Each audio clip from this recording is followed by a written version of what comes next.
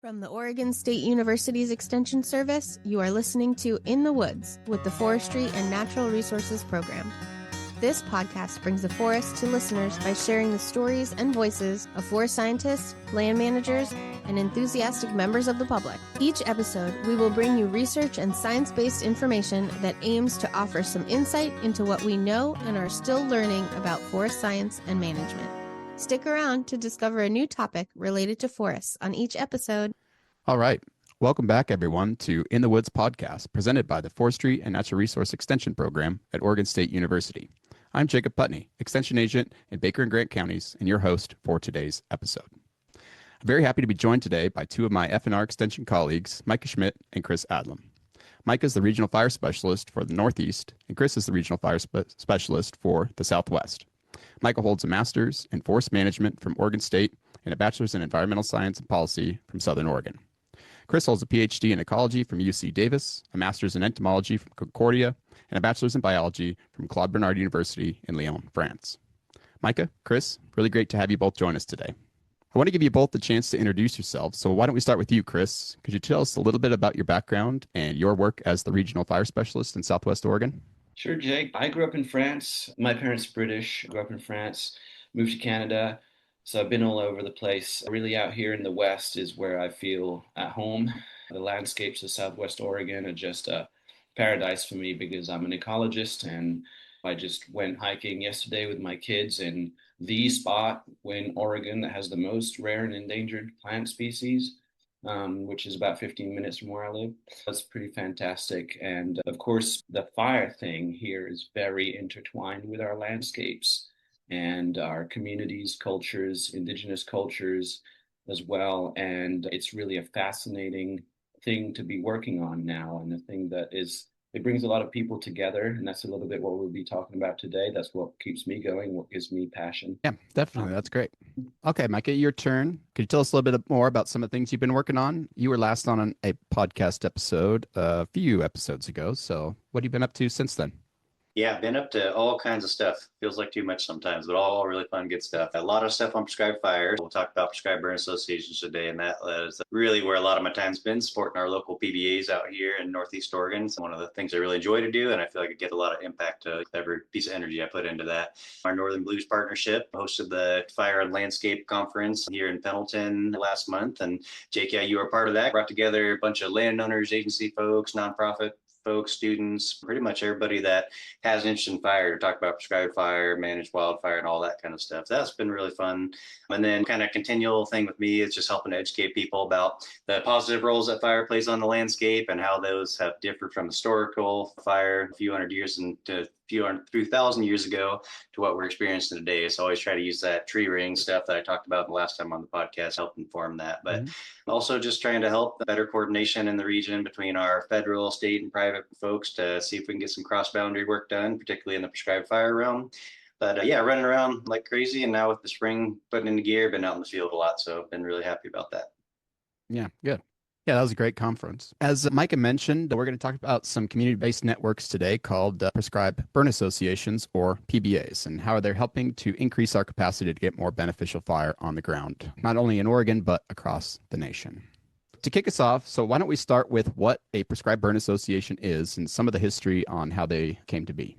Well, I think we can take a step back a little bit from that too and say, why are we talking about prescribed fire and what is the history of that? The prescribed fire is something that for the last 100 years or so has been increasingly difficult for a time for people to use. There was a really big debate 100 years ago in the early 1900s about how to live with fire. And there was on one side people who said that we should be burning the forest frequently. And that was in line with what Native Americans have done in these places for a long time. And then there was the other side which said, no, we should get rid of fire. We should put it all out and be done with it. And over time, that's the perspective that won and that prevailed over the 20th century. Still, a lot of people continued using fire in some parts of the United States, particularly the Southeast. And some of the ranchers in California, ranchers were still burning 200,000 acres a year in the mid-20th century, in the 1950s. So private landowners kept burning, private communities kept using fire. But again, with the challenges of increasing wildfire and regulations over the course of the 20th century, the late part of the 20th century, a lot of that was starting to die out. So the PBAs originated with mostly in the Great Plains. It was a model that was inspired by those ranchers I mentioned in California who cooperated to do these really large burns. They started doing that more and more in the Great Plains, where they were seeing these landscapes altered by the lack of fire, right? Prairies disappearing with a lot of vegetation growing up. And they realized they needed to be able to put fire back on that landscape for ranching purposes, for conservation purposes. That's where that model really was born again in the recent decades. Now that's then spread to California in 2017. The first one was started there, the Humboldt County PBA.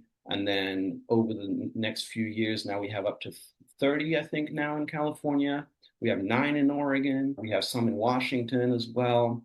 And the idea of a PBA is basically very simple. It's just in line with rural traditions of branding, haying, barn raising. Just people come together and help each other to do this thing. Because you can't really do much prescribed burning by yourself. But if you get together with your neighbors, with your friends, your family, you have some people who have equipment, you have some people who bring knowledge. Now, all of a sudden, you can start doing these burns. They're a lot more accessible than it might be imagined once you have those pieces of the puzzle. And that's what's making it really exciting for people to be able to come together and do this thing that otherwise would be very difficult to do by yourself. Yeah, definitely. So you alluded to it a little bit. So how are they formed? You can think of it more informally, but maybe more in a formal sense as well. And then how do they operate once they're formed?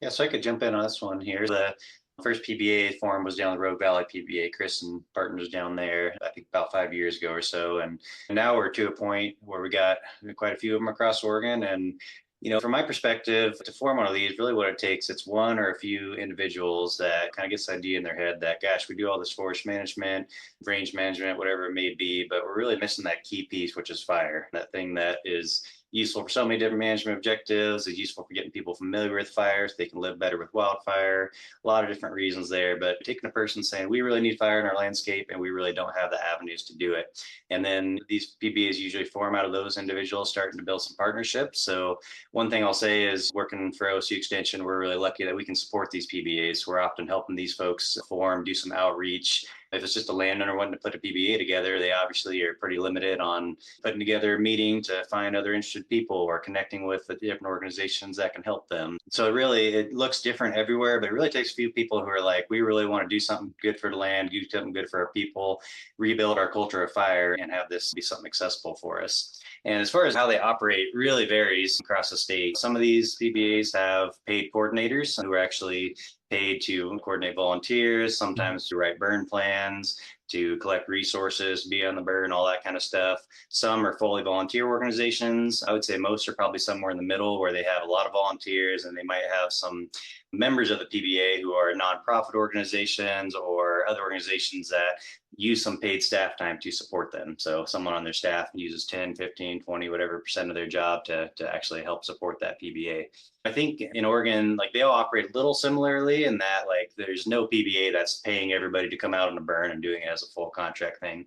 Very much relies on volunteers, people that really want to do something good together. Fire is just a great way to build community, and you put out a message that you're lighting a fire, a lot of people end up showing up in most cases. Looks very different across the state. I think there's definitely something to be said for having somebody getting paid to help coordinate, because that's a lot of work. Putting fire down on the ground is a fun part, but it's also probably the part that takes the least amount of time and energy. All the burn planning, coordinating, permitting, all that kind of stuff is the stuff that nobody wants to do, but is so crucial to meet all the regulations you need to and get a good, safe, and effective burn on the ground there. Really different out here, and I think we'll see more models start to pop up too. Some operate over really big regions, like Jake, our PBAs out here cover 4 and 5 counties, where there's some PBAs across the state that just cover smaller communities, something like that too. So really look different, and I think with these still being pretty new in Oregon, most of these have come onto the scene in the last year or two. I think we'll see a lot of different innovative ways to see these kind of start to stretch and take different forms. And I bet 10 years down the road, we'll have a lot of different really well-formed models of PBAs to look. See, you alluded to already is some folks like OSU Extension being involved. Some folks have paid coordinators, nonprofits, landowners, but who else typically joins these PBAs? And For those folks that do join, do they have to have a certain level of experience with fire or land management? One of the things that's really neat about PBAs is that they're really demonstrating that anybody can participate. And that's very counterintuitive. Like most of us grew up thinking that fire is very complicated and you need to be a career wildland firefighter to be involved, or you need to have some kind of certification or special status to be able to be involved in fire. But really, we have people coming to PBAs from all walks of life. I mean, we have PBA burns, we have kids at PBA burns, we've had high schoolers come out, we have people of all ages and abilities, because really it is a community event, like Micah was saying. And so not everybody needs to be out there doing really hard labor, right? There's probably going to be a component of that, but there are also people who come out to these burns who will be making sure that everybody's got water and baking cookies, right? I mean, it is an event for the community to come together and get to know each other and also feel like you're doing something really positive for the environment. And with the wildfire situation being what it is, it's one of the few ways that we can really feel like we're getting some traction. And I think that's what brings a lot of people out to these PBA burns, honestly, is that sense of community, that sense of being able to do something positive. And so everybody can participate. There's no requirement for a particular kind of qualification or anything like that. We have each PBA, of course, each PBA burn will happen under the leadership of a few people who have experience, maybe have prior wildland fire experience. A lot of times we'll have firefighters, they see the worst of fire in the summer, and in the off season, they are very happy to come and contribute their knowledge to help make their community safer, right? Yeah. So with everybody coming together like that, all walks of life are welcome in these PBAs. And then we also have organizations, like you mentioned, that can be members of these PBAs, watershed councils, soil water conservation districts, OSU extension, nonprofit organizations, because a lot of times these organizations can contribute to these types of community-based events, but they can also gain a lot from it, right? It's an opportunity to meet people in the community. It's an opportunity to get the word out about their programs, and it's an opportunity to get positive and successful land management outcomes that would be very difficult for any of these organizations to do by themselves. Yeah, definitely. That's great. No, I think snacks are important as well, and a big motivator for me, speaking for myself. But we have the best food at some of our PBA burns. I'm just going to say that. I don't know. We should start a PBA food sort of reality TV thing. We got some really good food in the Rogue Valley PBA. You mentioned that there are 9 PBAs in Oregon currently. Chris, the one in your region being one of the first. And then Micah, you mentioned the Northern Blues, and then there's also the Southern Blues. But where are some of these other PBAs in Oregon, and what are some of the things that they have accomplished so far? Yes, quite a few now. So yeah, nine or 10 of there, like Chris was saying. And yeah, I got them in the Rogue Valley. We got Umpqua PBA in Douglas County. Got one Mount Adams PBA is on the Washington side, but a lot of folks from the Oregon side of the gorge go up and hang out with them. Central Oregon's got their prescribed burn co-op. There's a couple or 3 of them in the Willamette Valley now forming in the South, Mid, and North Valley PBAs. Chris has been working with some folks that have started Wild Rivers Cultural Prescribed Burn Association down in Curry County. And then out, of course, in our neck of the woods, Jake, like you said, we got the Northeast Oregon and Southern Blues PBAs. So they're all over the place. And it's really interesting because when I first got my job, about a little over 2 years ago, you look at it and there was a Road Valley PBA, and then there were some conversations happening with other PBAs, maybe doing a little bit of stuff. But really, I mean, most people out here, including me, were like, what's a Prescribed Burn Association? And then now you look 2 years later and they're everywhere. And so they're really catching steam. What this whole PBA movement is giving legitimacy to community-based burning in Oregon. This is something that hasn't had a lot of support from our state and federal fire agencies and such. People nervous about non-firefighters burning, just anybody coming out like Chris was saying and helping out like that. But suddenly these are everywhere. Every meeting I talk about PBAs now is like, raise your hand if you heard of Prescribed Burn Association. Almost everybody raises their hand, even in some of these really rural areas. Any Eastern Oregon. So it's really cool that there's so much awareness. And I think people are looking and saying, hey, this is the way of the future. I know there's some recent research that came out and said around the world, if you look globally, community-based burning is where the vast majority of prescribed fire is happening. In the West here, it's historically been burns on federal lands. It's been firefighters putting fire down, that kind of stuff. But there's enough people realizing, especially with wildfires getting worse and worse, we've got to start getting fire on the ground proactively as much as possible and get people familiar with fire, because wildfire burning in good conditions, that's going to be doing a lot of the work on the landscape. We're not going to be suddenly burning 1 million acres next year, but wildfire, it may. So we want to get people familiar with that, let them be more comfortable with smoke being in the air, understand the pros and cons of wildfire burning in different conditions, all that kind of stuff. But as far as what they've accomplished, that's pretty cool. The Rogue Valley PBA, I know they do a few burns each year. That's where I got a lot of my inspiration to help push PBAs forward out in Northeast Oregon. Was super glad that both the PBAs out here, they formed last late summer, fall, and we were able to put fire down the ground during fire season for both those PBAs. We just built some good partnerships, and really these just came from landowners that I just happened to run into and said, hey, I've been trying to put prescribed fire down for a long time, but I just can't find the avenue to do it. I can't get a burn permit, this and that and such. And so suddenly we start putting something a little bit more formal together.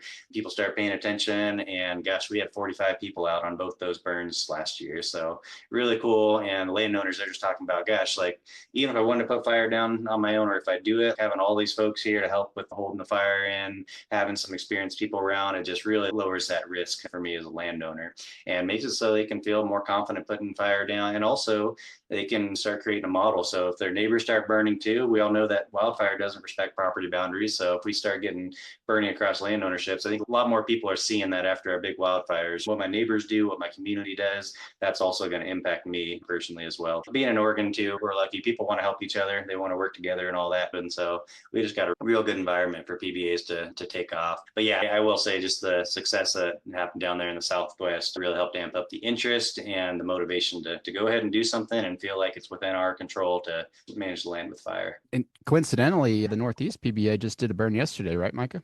Yeah, we did actually. We burned some grassland, which is easier than the forest land that ODF protects, because the grassland out here in this particular area doesn't require burn permits and all that kind of stuff. And the landowner has this little oasis of grass within all this grazed landscape where people run cattle a lot. So we had great control lines, and on a day's notice, we ended up only getting 6 people out, but it's still pretty good. And we burned 50 or 60 acres. It was a lot of fun burning up there with the Eagle Cap wilderness in the background. It was a pretty special day.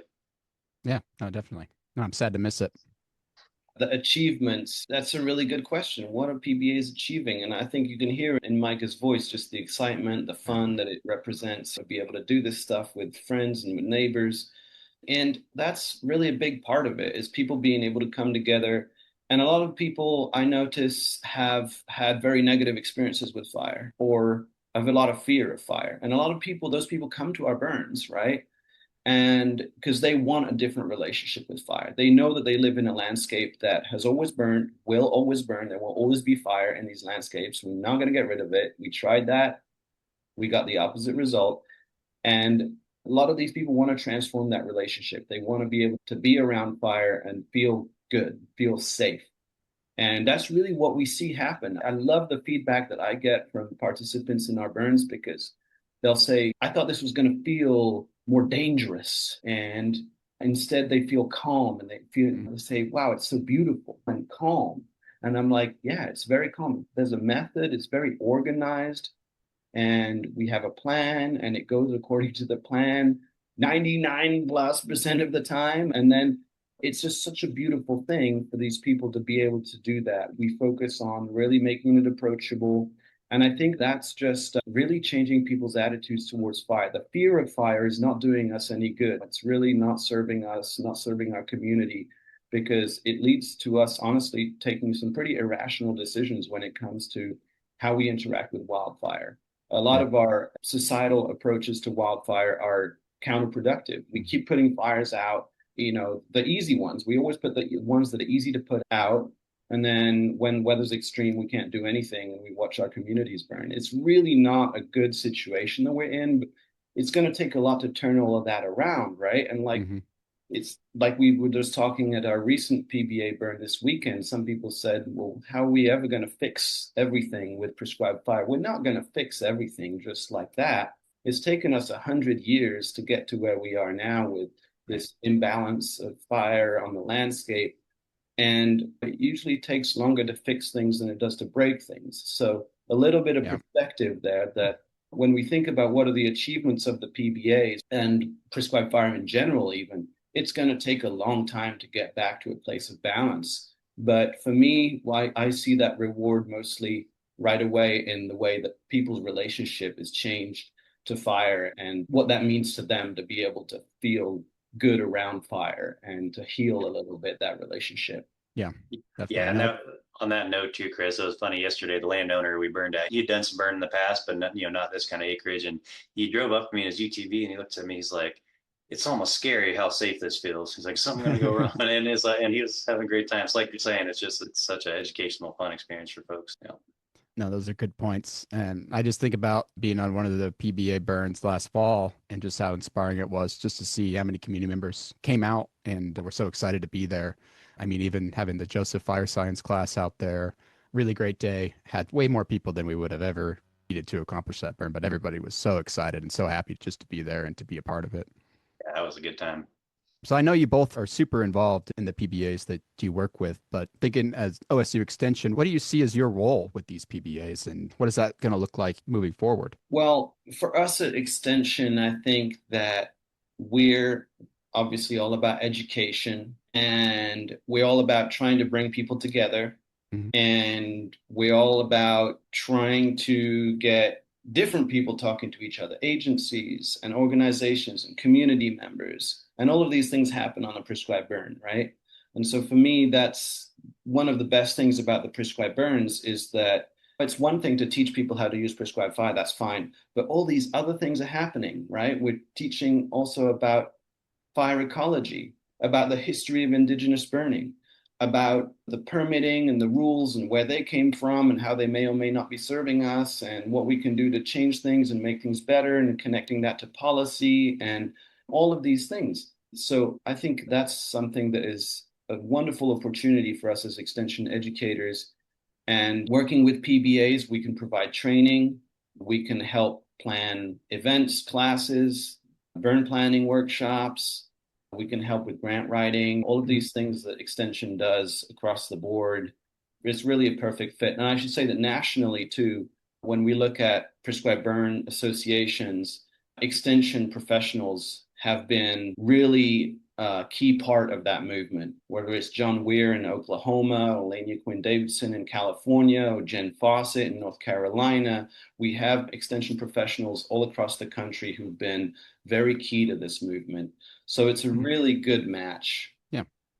Yeah, and it's super nice too at Extension because I've heard several people say we're so happy we have someone who's in a job where they're paid to build all these connections, partnerships, and stuff like Chris was saying. And of course, I view myself as I help in my professional role, but also I'm a community member, so I volunteer my time as well because I try to remind people, hey, you're not just working for an agency, you live in this place, and you can be a part of this movement. It used to be education was we just give people the skills, they'll go and take action, but we realized just doing that's not enough, especially prescribed fire. Like with what Chris was saying, it's hard to burn on your own. So building those partnerships, making those connections, getting people in touch with resources. I find myself a lot of times reminding people like, hey, these are the steps, permitting, all this stuff that you should go through to maintain our agency support for giving us burn permits and that kind of stuff. We can also help with building social license for prescribed fire, going out. I give a lot of talks, outreach events to say, this is why prescribed fire is great. And here's some issues you might be concerned about. Let's talk about that kind of stuff too. But yeah, just feel so lucky to be in a job where OSU and our supervisor in the fire program have understood the benefits for us really supporting these community organizations. And we do it all across Extension. Jake, I know you're heavily involved with the Small Woodlands Association. It's just what we do. We build those connections. We build ways for landowners to learn, to get resources, and to be able to do the work that they want to do. Yeah, certainly. And speaking for myself, at least, it's such a rewarding position to be in. I work more in the forestry side. Obviously, Northeast Oregon, that's not mutually exclusive from fires. We find ourselves collaborating really across the board. On the flip side, what about some of the challenges or barriers that prescribed burn associations face? Could you talk a little bit about some of the things that might impede some of the work that they want to accomplish? Yeah, absolutely. Like any organization that's run by mostly volunteers, capacity is a big issue. A lot of people got day jobs, they've got family to attend to, they've got so many different responsibilities. And especially now, so much happening in the world and all that, there's just people are stretched very thin. So I would say that's one of the number one things. If nobody had a day job and everybody come out and burn, we'd be able to burn tons of acres. But we just don't have that. There's all the stuff that I won't go into detail on this, but just the typical stuff of prescribed fire on narrow burn windows, liability concerns, not getting the resources, all that kind of stuff. But another thing that's just challenging is just like finding those folks that can help with all the technical sides of prescribed fire. When we look at like the private land burn templates, it's not rocket science to write one of those, but when you get into modeling fire behavior and writing out your prescription and that kind of stuff, it can be challenging there as well. Funding is also a big one too. Prescribed fire is always a challenging thing to fund because you say, hey, give me this much money and I'll burn this many acres. Well, you never know how many acres you're going to be able to burn each year because we got narrow burn windows and that kind of stuff too. It's also challenging too that people have varying different ways of communicating. Some people like email, some people in our region, Jake, a lot of folks don't use email, they use phones and you got to make a lot of phone calls, that kind of stuff. So getting people together, coordinating is a big part of it, doing the outreach, all that kind of stuff. And then also, while we know what we need to do, the permitting for prescribed fires can be challenging. And until you do it 5 or 6 times, you're going to feel like you're missing a step, all that kind of thing. So we're actually working on putting together some guides for that as well. But it's just with anything that's fairly new too. There's a lot of unknowns. A lot of people haven't burned before, but want to. Some people who have burned maybe haven't done it on the appropriate avenues, all that kind of stuff. So similar to a lot of community-based volunteer program challenges, but adding in the thing that you're playing in with fire, and if fire escapes and causes damages, then things could get a little interesting with that too. But and then also just public perception too. With some of the landowners I work with, take some time to talk with their neighbors and say, hey, just know we're burning over here. We're not gonna let it get on your property, this and that. Or with communities that are getting wildfire smoke all year long, and then they're seeing smoke in the spring and fall, get a little upset about that too. So there's a whole variety of things, but I think just the capacity is probably going to be the biggest thing in my mind. Yeah. I'd also throw out there that prescribed fire has really been understood as a mostly federal agency issue for a long time. And this has led to a few consequences. One is that we don't have a lot of research on the things that landowners care about and the scale that landowners work on and the tools that would be beneficial for them. I know that in my region, a lot of people ask questions about how is fire going to affect the understory plants? How is fire going to affect the wildlife? How does it differ if you burn in the fall versus the spring? And I have to tell them nobody's really looked at that because in our region, at least, there are studies in other places and we can glean some information, but there's often gaps because that's just not been a practice in a long time. And it's not an economic driver. It's not something that gets that kind of attention. And so a lot of times we have these gaps and we're trying to work through that. I think that as more people embrace prescribed fire, we'll have more and more of an incentive to start working on that kind of research, answering those types of questions, building tools that make sense for landowners, streamlining the permitting process, which is Byzantine in many places, many steps that landowners have to go through. Many of those steps are not designed for prescribed fire, they're designed for industrial logging or other things, and it goes through the same process to get a simple burn permit to do 3 acres. So some of these things we're working that out. But that's the thing, we're working it all out right now. And that's what PBAs are helpful for. We have a lot of opportunities, and I'm actually pretty optimistic. We just went through a whole list of obstacles because that's what we run into and we think about it a lot. But the reality is it's not that hard, right? We should get back to that. It's not that hard. It's not as hard as most people think to do a prescribed burn if you can get the right people together. And so that's where we're seeing some real successes is people doing just that, working together, getting it done. And all of these other things will sort themselves out in time. Yeah. And so on that note, then, what do you think the future looks like, not only for the prescribed burn associations, but for prescribed fire in general on non-federal lands? Well, one thing we haven't emphasized enough, I think, is that each PBA in each region is different, right? And so I think that's one of the things we'll see is that things are going to evolve more and more into a place-based direction. Obviously, what makes sense for the Willamette Valley is going to be different from what makes sense for the Willowas or the Rogue Valley, right? Yeah. And so how these PBAs operate is probably going to look different. And the scale and the purpose for people using prescribed fire, some people it's all about fuels reduction, it's all about wildfire risk. But for many people, there's conservation involved, right? Rare species, rare habitats that have declined from the lack of fire, like oak savannas in the Willamette Valley. You've got indigenous people who in their communities are using fire for a whole range of purposes. We've got ranchers using fire for pasture improvement. That diversity, I think, is where we're going to see more and more things developing in their own direction.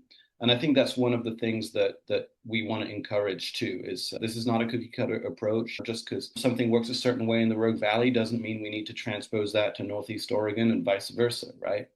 I think that it's going to be very difficult to generalize that question, actually. Probably some places, more and more people are going to go towards large acreage as they gain skills, and that's important. But in other places, there's just going to be obstacles to that, and we're going to instead work on refining our ecological outcomes and benefit on smaller scales, or doing outreach to different groups of people, bringing different people together. So that diversity, I think, is a big part of the exciting part of prescribed burn associations. Yeah. Yeah, and add on to that, the one thing I think for sure we're going to see is more fire. We'll continue to see more and more, and that feels pretty good. I'd like to see more workforce development too. I'd like to see more high school programs with sending students out to prescribe burns. Again, I think that experiential value for young people, especially being able to see fire in this way, is really an unusual time in the history of our species where many people don't have this experience of being around fire.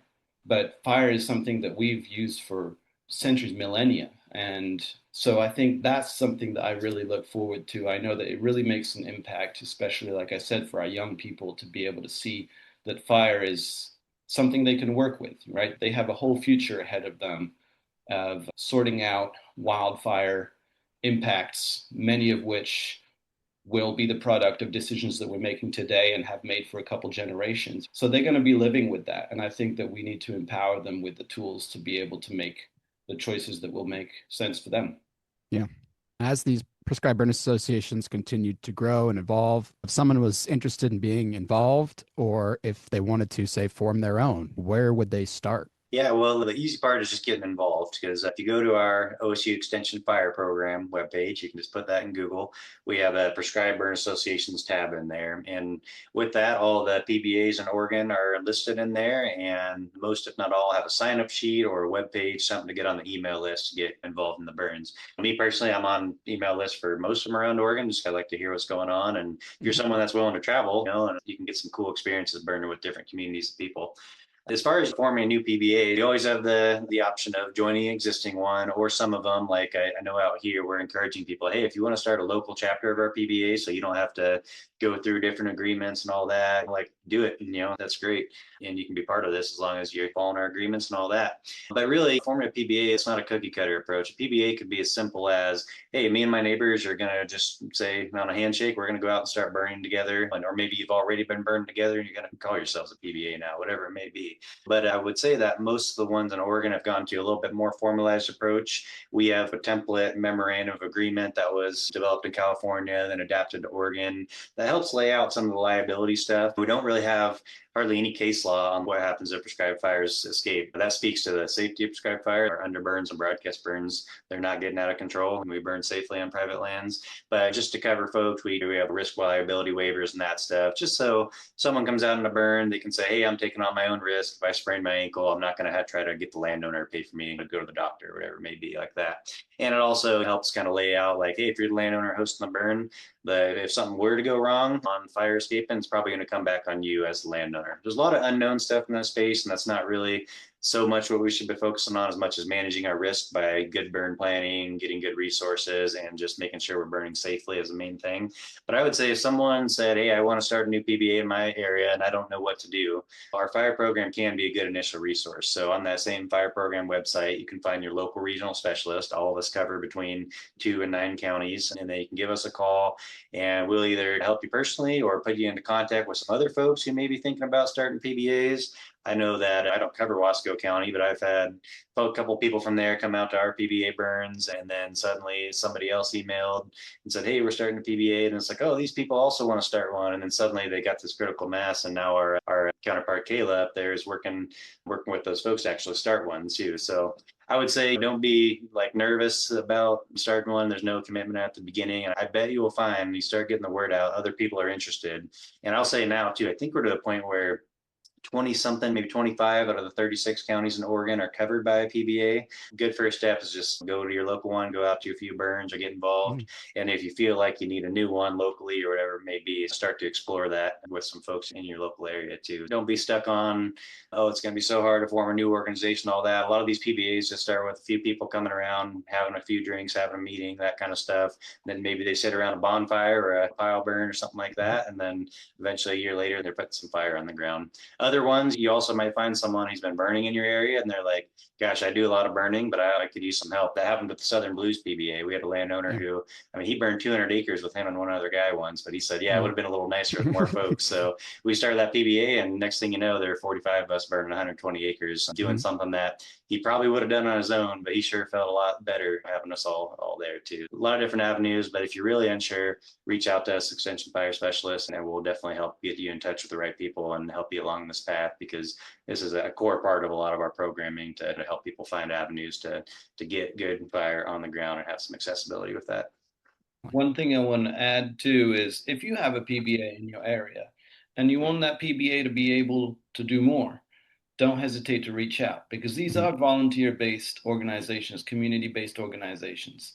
And oftentimes they have one or two people who do all the planning, all the outreach. They maintain the email list, the website. That's a lot, right? And if you feel passionate about this or just interested in volunteering your skills, a lot of PBAs could really use a little support. And maybe you have some tech skills or you like organizing events, right? It doesn't have to be that you are yourself a prescribed fire expert, right? There's a lot to this that would go a lot smoother with a little bit more of those types of skills. I see that happening with some of our PBAs. They max out at some point, right? They do a few burns and that's their capacity, right? Until more people come on board and say, actually, I want to help my neighbors too, and then contribute those types of skills. Some of those PBAs, I imagine, will start to also split up, and we'll have, instead of one big PBA that covers a county or two counties or multiple counties, it'll start being more sort of neighborhood based. That's really the dream, I think, for some of these PBAs, is that once people get connected and they burn together a little bit, then they'll just go off and do their little neighborhood thing, so that then the organizers of that PBA can move on to other objectives and focusing on other areas. And that's how we're going to build that capacity. So yeah, don't hesitate to reach out. Oh, that's great. Well, we're nearing the end here, but I just want to make sure that we don't miss anything. So do either of you have any parting thoughts on prescribed burn associations or prescribed fire in general?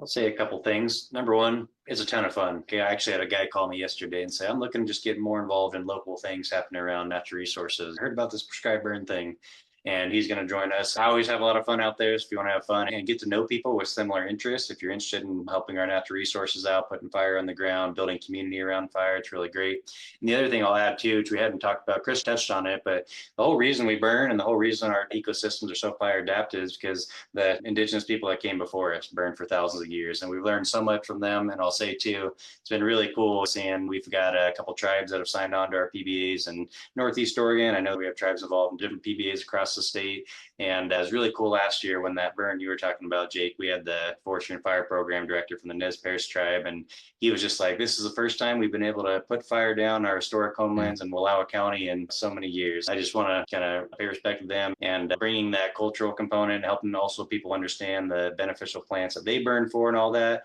It's just been a really cool mutual learning opportunity for our landowners and PBA members as well. And really looking forward to our Wallowa Land Trust landowner session where they're getting folks together to talk about what private lands they can gather some of their traditional foods and such on too. So just want to make that connection. I think it goes hands in hand, and hope to see more tribal involvement with our PBAs as well. But that's about all I got.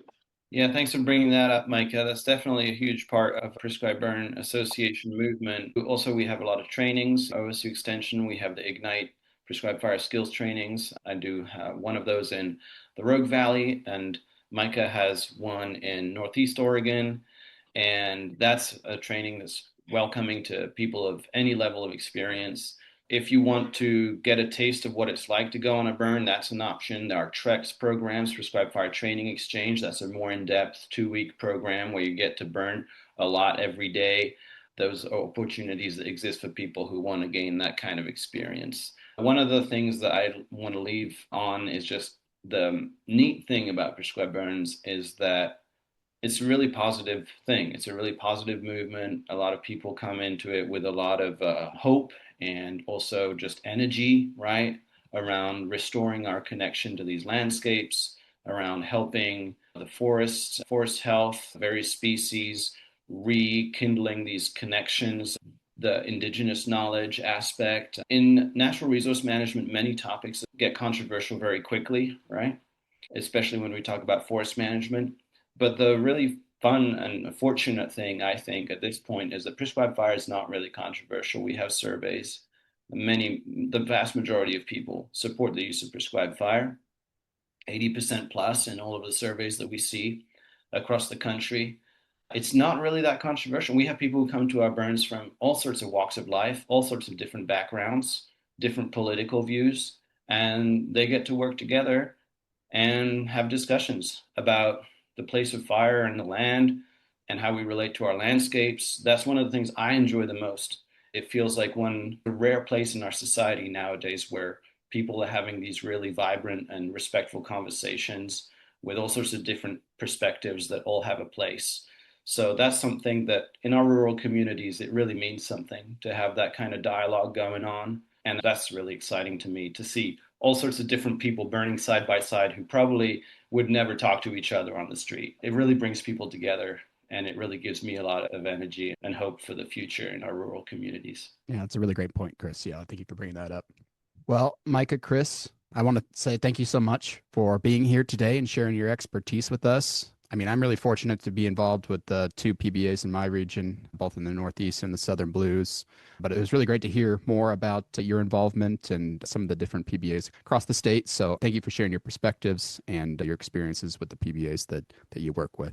I know we discussed a lot today, so if any questions came up while you're listening, or if you'd like to learn more, please drop us a comment or send us a message on our website. And before we wrap up here, as always, we like to conclude each episode with what we call our lightning round, or just a few questions that we ask each of our guests.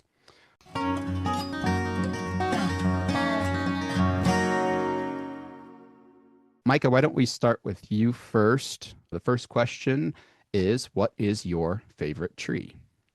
All right. So I think I said last time that it used to be sugar pine, which it still used to be that because growing up Southwest Oregon, those are just iconic trees. But we don't got those out in Eastern Oregon. So I had to switch to Western larch, a beautiful, only deciduous conifer in Oregon. Really love the larch. And I've also gained a deep appreciation for mountain mahogany as I've spent more time, especially in the Southern Blue Mountains, some really nice big mountain mahogany. And we've also had to learn they are not always super happy about prescribed fire. So when we got to learn, we actually started doing pre-ignitions around them in the morning, doing different stuff there. So I've gained experience there, but I love Western larch. They grow so big, so old, and just have so many different growth forms. It's just a very, very cool tree.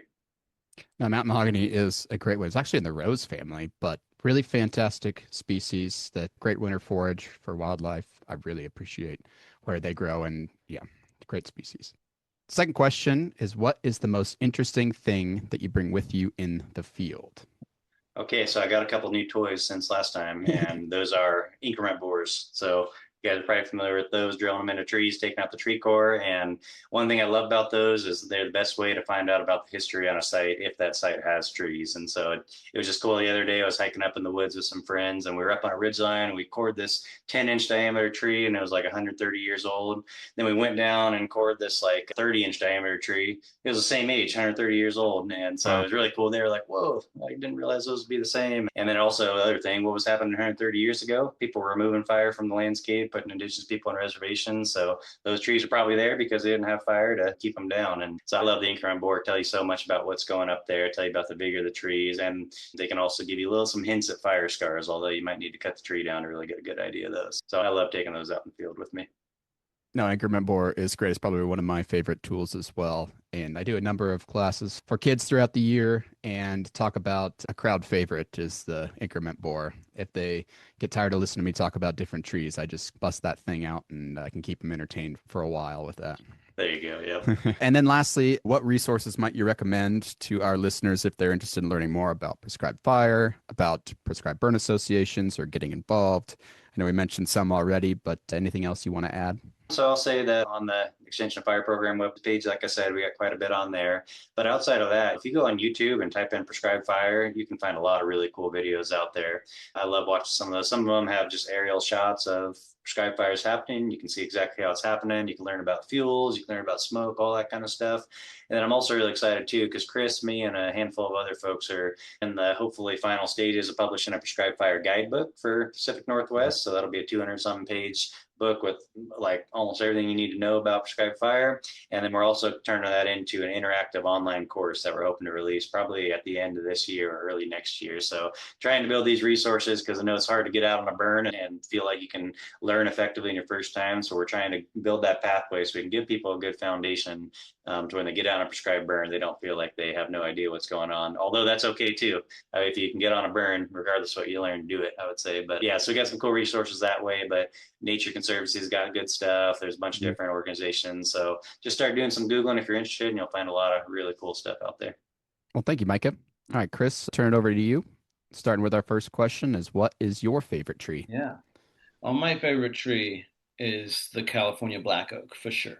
That is a tree that comes up through its range through California into Southwest Oregon, and it peters out right about just a little bit north of Eugene.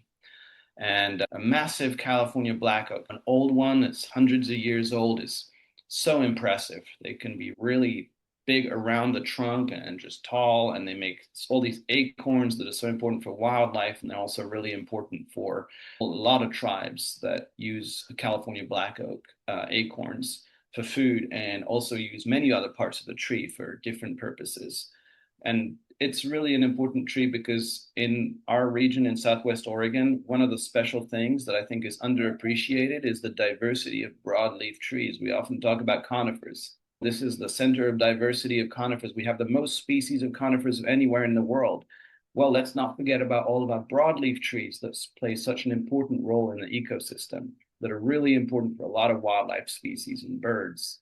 And also they respond very interestingly after fire. They even after a high severity fire, they can come back from the roots, unlike our conifers. And that's really an important part of the resilience of the landscapes here in Southwest Oregon and Northern California is those broadleaf trees. So I really want to put that out there because they don't get enough attention, I think. Yeah, no, that's a great point. But they're a very important species. All right. And what is the most interesting thing you bring with you in the field? So it's not an interesting thing. It's just binoculars. I bring binoculars with me everywhere because I love watching birds. But one thing that your listeners might not be aware of, and unless they're a naturalist, maybe you turn those binoculars around and you put them up close to something and you can use them as a magnifying lens. Oh, yeah. So that's a little trick that's really good. When you're tired of looking at birds, you can flip it around and look at wildflowers and stuff like that. Yeah, no, that's it. That's a good idea. I usually carry one of those little 10x hand lenses. I always lose those. I'm no good with that.